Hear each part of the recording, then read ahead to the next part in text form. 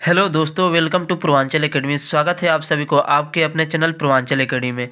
जैसे कि मैंने पिछली वीडियो में आप लोगों को बताया था पदार्थ के बारे में, जो कि पदार्थ क्या होता है, उसकी कितनी अवस्थाएं होती है, इस वीडियो में मैं आपको बताने वाला हूं। पिछली वीडियो में मैंने आप लोगों को बताया था पदार्थ के बारे में, आयतन के बारे में, जो कि आपको वॉल्यूम बोलते हैं, मास के बारे में, इन सभी चीज़ों के बारे में अपन ने बता रखा था। यदि आप हमारा पिछली वीडियो नहीं देखे हैं तो प्लीज़ जा करके सबसे पहले उसे देखें, उसके बाद आप इस पार्ट 2 को देखें।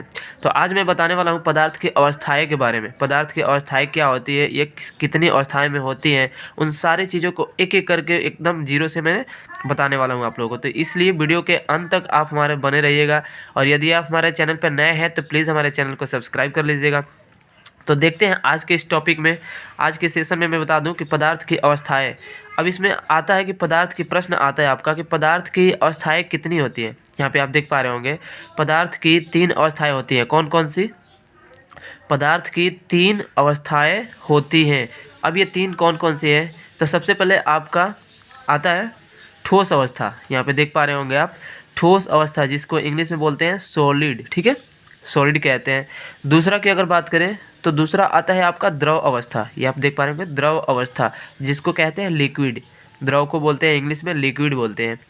तीसरे की बात करें तो गैसीय अवस्था है। गैसीय अवस्था को गैस ही बोलते हैं, इसको कुछ दूसरा नाम नहीं है। गैस को इंग्लिश में भी गैस और हिंदी में भी गैस ही बोलते हैं। ठीक है, अब इन तीनों को एक एक करके मैं बताऊंगा कि गैस क्या होता है, ठोस क्या होता है, द्रव क्या होता है।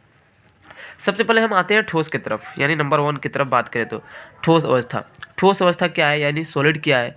तो सॉलिड की अगर बात करें तो इस अवस्था में देख पा रहे होंगे आप, इस अवस्था में, ठीक है, वस्तु का आकार निश्चित, ठीक है, इस अवस्था में वस्तु का आकार निश्चित तथा आयतन भी निश्चित होता है। मतलब ये कहें कि इस अवस्था में, यानी ठोस अवस्था में, वस्तु का आकार, यानी ये आपका आकार और आपका आयतन दोनों ही क्या होता है, निश्चित होता है। आकार और आयतन दोनों ही क्या होता है, निश्चित होता है।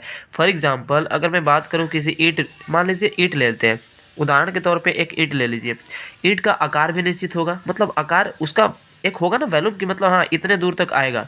ईंट का प्लेस की अगर बात करें तो इतने दूरी में आ जाएगा। आयतन की बात करें तो उसका आयतन भी फिक्स होता है और इसका शेप भी फिक्स होता है, यानी आकार भी फिक्स होता है। यही बोला गया है इसमें कि इस अवस्था में वस्तु का आकार और आयतन दोनों क्या होता है, निश्चित होता है, यानी फिक्स होता है। ठीक है, नेक्स्ट बात आते हैं दूसरा, यानी द्रव अवस्था। द्रव अवस्था आपका क्या होता है? तो इसमें अगर बात करें तो इस अवस्था में आप देख पा रहे होंगे, इस अवस्था में वस्तु का आकार, ये आपका आकार है यानी शेप जिसको बोलते हैं, निश्चित नहीं होता है। यानी आकार आपका निश्चित नहीं होता, लेकिन आयतन आपका क्या होगा, निश्चित होता है, यानी फिक्स होता है। यानी अगर इस अवस्था में, यानी लिक्विड की बात करें, यानी द्रव अवस्था की बात करें, तो द्रव में आपका शेप जो है निश्चित नहीं होता है, यानी आपका आकार निश्चित नहीं होता है। लेकिन हाँ, उसका वॉल्यूम की बात करें, यानी आयतन की बात करें, तो आयतन आपका क्या होता है, निश्चित होता है, फिक्स होता है। शेप आपका फिक्स नहीं होता है, लेकिन वॉल्यूम आपका फिक्स होता है, फिक्स रहता है। फॉर एग्जाम्पल द्रव अवस्था में अगर बात कर ले, जल को ले ले भाई, जल इसका मतलब कोई फिक्स नहीं होता है। ठीक है, आकार इसका निश्चित नहीं है। जिस बर्तन में आप डालेंगे ना उसी का आकार ले लेगा, उसी का रूप ले लेगा। अब अगर आप रेड बर्तन में डाल रहे हैं तो उसका आकार रेड जैसे दिखेगा आपको। अगर व्हाइट में डाल रहे हैं तो व्हाइट तो दिखेगा। इसका कोई कलर भी नहीं होता है। आपका अगर बात करें अगर जल की, तो इसका कोई कलर भी नहीं होता है, इसलिए इसका क्या होता है, आकार निश्चित नहीं होता है। ठीक है, इसीलिए इसका आकार निश्चित नहीं होता है। लेकिन आयतन इसका क्या होता है, फिक्स होता है। अगर 1 लीटर जल को कहीं पर भी डालेंगे तो 1 लीटर ही रहेगा ना, ऐसा थोड़ा ना कि 2 लीटर हो जाएगा वहाँ पे। इसलिए उसका आयतन क्या है, निश्चित होता है। नेक्स्ट बात करते हैं, आपका थर्ड की बात करें तो ये आपका गैसीय अवस्था है। ठीक है, गैसीय अवस्था की बात करें तो ये क्या है आपका, देखते हैं।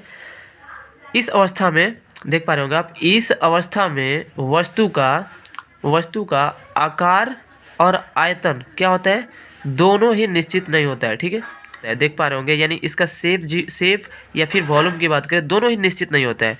क्यों? जैसे गैस की बात करें, गैस को अगर आप छोड़ेंगे, गैस में जैसे ऑक्सीजन हो गया आपका, ऑक्सीजन को अगर छोड़ते हैं तो कहीं पे भी मतलब किसी भी तरीके से फैल जाता है, कहीं पे भी इसका ना आकार निश्चित होगा और ना ही आयतन निश्चित होगा। ना आकार और आयतन दोनों ही इसका निश्चित नहीं होता है। ठीक है, तो इस तरीके से आपको मैंने पदार्थ की अवस्थाएं के बारे में बताया।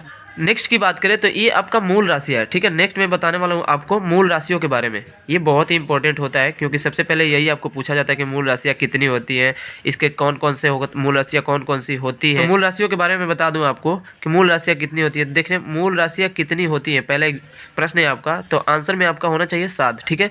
मूल राशियाँ कितनी होती है? 7 होती है। अब इन 7 में कौन कौन सी होती है, उसका एसआई यूनिट क्या होता है, इन सभी के बारे में बताऊंगा। तो सबसे पहले आप देख पा रहे होंगे यहाँ पे एक तरफ है मेरा मूल राशियाँ और दूसरी तरफ है मेरा मात्रक, जिसको इंग्लिश में कहते हैं एसआई यूनिट, ठीक है। अब इन सभी के बारे में यानी मूल राशियाँ और एसआई यूनिट के बारे में हम समझाएंगे। मूल राशियाँ सबसे पहले आपका 7 होती है। पहला कौन सा? लंबाई, ठीक है। अगर इसका मात्रा की बात करें तो क्या होता है? मीटर होता है। द्रव्यमान, अगर द्रव्यमान की बात करें तो द्रव्यमान का होता है आपका किलोग्राम। दूसरा आपका द्रव्यमान है। द्रव्यमान का एसआई यूनिट की बात करें यानी मात्रा की बात करें तो क्या होता है? किलोग्राम, जिसको केजी भी बोल सकते हैं, ठीक है। उसके बाद थर्ड नंबर पे आता है आपका समय। समय ये आपका मूल राशियाँ है। समय का अगर मात्रा की बात करें तो सेकंड होता है, ठीक है। उसके बाद से अगर बात करें ताप, तो ताप को क्या कहते हैं? ताप का मात्रक केल्विन होता है। विद्युत धारा की बात करें तो विद्युत धारा को एम्पियर में डिनोट कर सकते हैं, मतलब इसका एसआई यूनिट।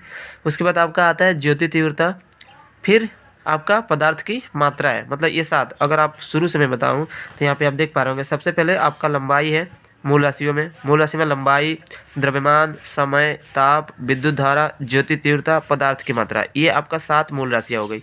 अगर एसआई यूनिट की बात करें तो लंबाई का मीटर, द्रव्यमान को किलोग्राम, ठीक है। समय को सेकंड में, ताप को केल्विन में मापते हैं, विद्युत धारा को एम्पियर में मापते हैं, यही इसका एसआई यूनिट है।